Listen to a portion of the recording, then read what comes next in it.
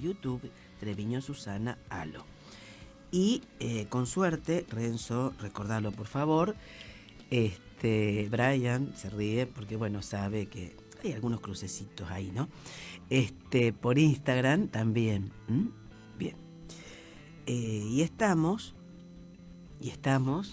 con la presencia de Esteban Paulón. ¿Qué tal, Esteban? Buenas tardes, ¿cómo estás? Hola, Susana, ¿cómo estás? Buenas tardes. Bueno, ya hemos presentado y hemos dicho que sos en estos momentos, desde diciembre del 2019, director ejecutivo del Instituto de Políticas Públicas LGBTI+. Entonces, ¿qué podés decir de este instituto a la audiencia? ¿Cómo está conformado? ¿Cuáles son sus finalidades? Etcétera, etcétera.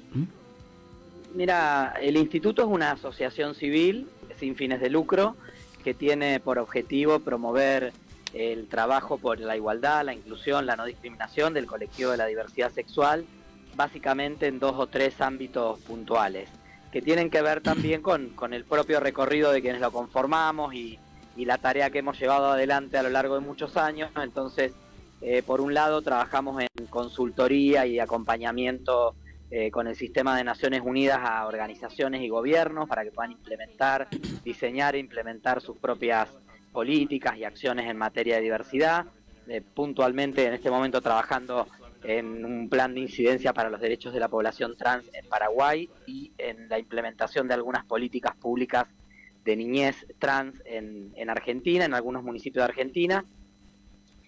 También otro capítulo bastante importante que tenemos del instituto tiene que ver con el trabajo de la igualdad en el ámbito corporativo, es decir, en el ámbito privado, en las empresas, y en ese sentido hay 2 iniciativas también que se destacan. Una es la elaboración de un índice de igualdad e inclusión de las prácticas y políticas LGBT en las compañías en el sector privado en Argentina, que es una iniciativa a nivel regional en toda América Latina, que se desarrolla en Estados Unidos, Chile, Brasil, México y Argentina.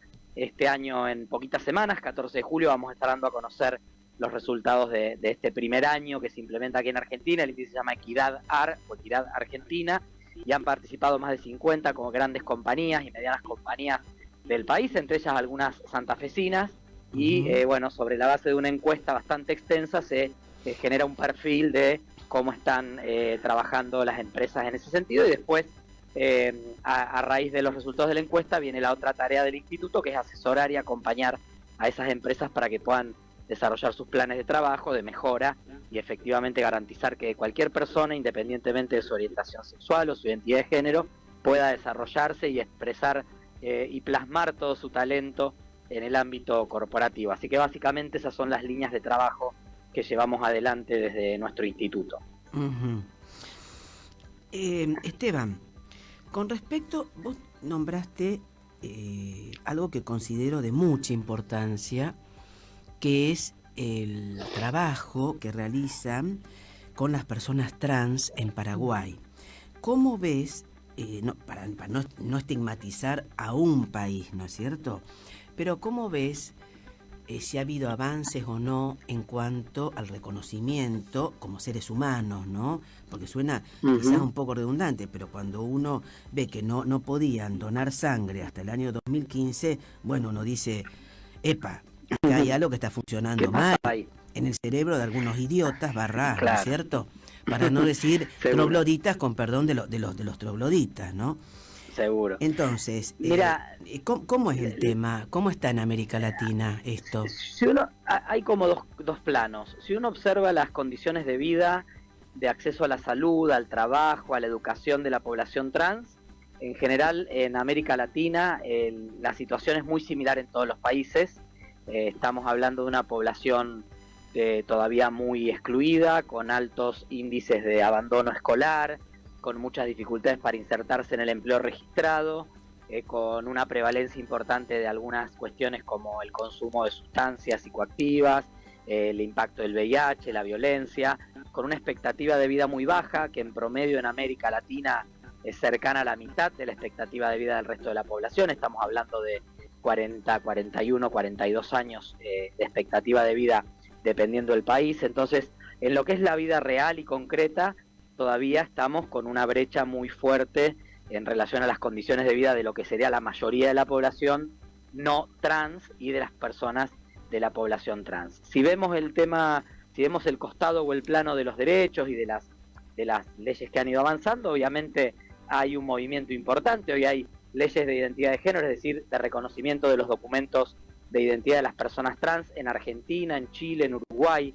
en Brasil, en Colombia, en México, en varios países de Centroamérica. Por vía de la justicia también se ha logrado. Hay una opinión consultiva de la Corte Interamericana de Derechos Humanos de hace unos años, a instancias del gobierno de Costa Rica, que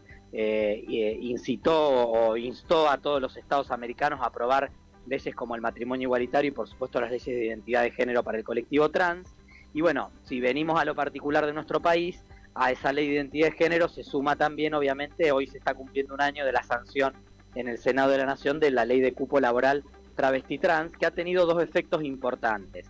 Uno es que se empieza a romper un poco esa barrera que existía para que las personas trans accedan al empleo registrado, y en ese sentido el Estado, como digamos iniciador del proceso de contratación de personas trans en distintas áreas, empieza a romper esta dificultad que había, y vamos viendo cómo de a poco, sobre la base de una población muy pequeña, porque en Argentina son cerca de 13.000 las personas travesti y trans que han accedido al documento de identidad en todo el país en 10 años de vigencia de la ley. Es una población muy muy pequeña, pero con muchas dificultades para la inserción, fruto de la discriminación y la exclusión. Bueno, ahí tenemos un primer avance importante. Pero lo otro que también que creo que es muy importante, Susana, y que lo estamos viendo nosotros también en este trabajo que hacemos con las empresas, a partir de una iniciativa que solamente obliga al Estado a contratar personas trans, muchas compañías del sector privado están empezando a pensar de qué manera pueden incorporar este talento trans. De hecho, de las compañías que participaron en nuestra encuesta este año, una de cada 3 ya tiene mecanismos de contratación de talento trans o de personas trans para sus equipos, ¿no? Entonces, creo que aparece ahí el sector privado también sumando en el mismo sentido que el Estado, lo cual es muy importante porque ni todas las personas trans quieren trabajar en el Estado, ni tampoco el Estado puede hacerse cargo de todos los problemas del empleo de todas las poblaciones. Entonces, esto me parece que viene siendo una práctica muy muy interesante, digamos, de complementación entre el sector público y el sector privado, que da un plus, una mejora a la población trans de Argentina en relación a otros países, fundamentalmente por varias de estas leyes que se han logrado. Pero eso está impactando sobre todo en las nuevas generaciones, ¿no? Personas trans que hoy, cuando se expresan en sus familias, en la niñez o en la adolescencia, ya no son excluidas, son contenidas, no tienen que dejar la escuela, pueden permanecer en la escuela y estudiar, incluso hacer estudios superiores, sufren una disminución de lo que es la discriminación y la exclusión y el estigma social, y eso de a poco va transformando la vida de esas nuevas generaciones de personas trans. Tenemos todas unas generaciones de personas trans de más de 20, 25 años, que para las cuales muchas de estas leyes ya llegan un poquito a destiempo, y bueno, allí hay que trabajar en la reparación de los daños producidos, pero soy muy optimista en lo que viene por delante, y ojalá que lo que está pasando acá pueda ser tomado en consideración por otros países, para que realmente se pueda dar esta inclusión que anhelamos, que es que cualquier persona, independientemente de cualquier condición o característica, tenga las mismas oportunidades y los mismos derechos. ¿Qué opinión te merece este fallo reciente, después de todo un largo proceso? No sé si en tiempos de la justicia, que en todo el mundo está más o menos bastante lenta, ¿no? De Japón, referido al fallo de un tribunal superior, ¿no es cierto? Que fue a su vez, bueno, por eso recurrido, que declaró constitucional el rechazo al matrimonio homosexual. Bueno, muy preocupante, ¿no? Porque quizá uno puede pensar que Japón está muy lejos, pero la verdad es que también uno podría pensar que Japón es uno de los países más avanzados y desarrollados del mundo, ¿no? Y esperaría que en esos países las decisiones de la justicia, de los gobiernos y de la sociedad vayan en un sentido de progreso y de ampliación de derechos, y no de restricción.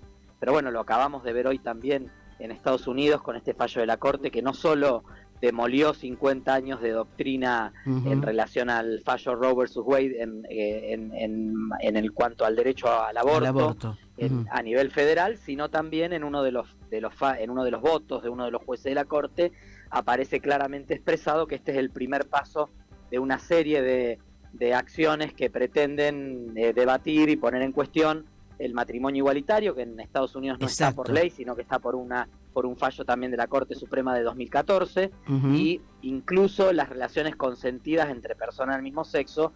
Vos sabés, Susana, que en muchos países del mundo, más de 70, están penadas las relaciones sexuales entre personas del mismo sexo. Sí, totalmente. En Estados Unidos, evidentemente, hasta algún año han estado penadas. Luego la Corte tiene doctrina en relación a la libertad de esos vínculos, y bueno, ahora se ponen en cuestión de nuevo. Entonces, quizá Estados Unidos nos pega más porque lo tenemos más cerca en todo sentido, y Japón nos parece algo muy lejano, ¿no? Del lejano oriente, le decimos. Pero la verdad que son fallos que terminan impactando, que fortalecen a los sectores conservadores, reaccionarios, que pretenden que vayamos para atrás. Nosotros en Argentina todos estos derechos los hemos conquistado por leyes. Eso es importante porque para derogar una ley hay que juntar una mayoría. Es un debate que es más complejo que una resolución o un dictamen de un tribunal, pero efectivamente tenemos que estar muy atentos y atentas, porque justamente estamos viendo dos países del norte global, dos países que en un montón de aspectos se plantean como países de modelo de económico, modelo de libertad, modelo de democracia, modelo de gobierno, modelo de honestidad, etcétera, etcétera, etcétera. Y luego vemos que en realidad tal vez esas son imágenes que nos llegan desde algunos lugares, desde algunas ciudades o de algunas regiones un poco más cosmopolitas, pero que en esencia y en profundidad son sociedades muy, muy conservadoras, muy influenciadas por ciertas comunidades de fe que se han fortalecido muchísimo en los últimos años. Y que hoy tienen efectivamente mucho acceso y mucho impacto en las decisiones públicas. Vos pensás que esta Corte Suprema, que hasta hace poco era una corte progresista y hoy votó 5-4 por derogar el aborto, pero en realidad la mayoría conservadora es de 6-3, uno de los jueces conservadores terminó no votando, es la corte que le quedó para poder armar a Donald Trump, porque justo se retiró uno de los jueces, murió otra de las juezas que era emblema del feminismo y de los derechos y de libertades individuales. En cualquier momento puede salir un fallo indicando la segregación racial, ¿no? Que no sería extrañar que en cualquier momento aparezca este debate nuevamente en Estados Unidos. Desde ya. ¿No te parece, Esteban, ya para ir finalizando, que esto va a ser aprovechado, utilizado por estos sectores de ultraderecha que están avanzando, a mi entender, bastante peligrosamente, y cuando digo bastante es muy peligrosamente, en la República Argentina? Sí, la verdad que, seguramente van a ser aprovechados estos, yo diría algo. Tendríamos que entender que se ha construido en los últimos años un sentido común a nivel social y sobre todo en términos de, si queremos verlo en términos de Occidente, de que es progresivo el avance de los derechos humanos, de las libertades individuales, de que es un proceso que avanza y que ya no puede retroceder. Lo que llama la progresividad de los derechos humanos es una idea, un sentido común de Occidente, que justamente dos fallos como estos en dos países que son emblema, Japón tal vez no tanto, pero Estados Unidos, que es el emblema de Occidente, uno podría preguntarse qué más falta, que Alemania derogue el matrimonio igualitario, que España derogue el matrimonio igualitario. Evidentemente los sectores conservadores se envalentonan con estas decisiones porque perciben que se empieza a resquebrajar ese sentido común de que ellos llaman del progresismo, pero que tienen que ver básicamente con los valores de la libertad individual y de Occidente, porque pensemos que Chile aprueba el matrimonio igualitario y la ley de identidad de género con gobierno de derecha, de Sebastián Piñera. Entonces realmente allí hay alguna cuestión que obviamente puede impactar en que se envalentonen los sectores. Habrá que estar muy atentos y atentas, movilizados, movilizadas, haciendo realidad aquella frase que nos dejó el querido compañero Pedro Cerolo, que se nos fue tan temprano y la verdad es que era un grande en toda Iberoamérica de los derechos de la diversidad sexual. Él decía que los derechos se conquistan, se disfrutan y se defienden, ¿no?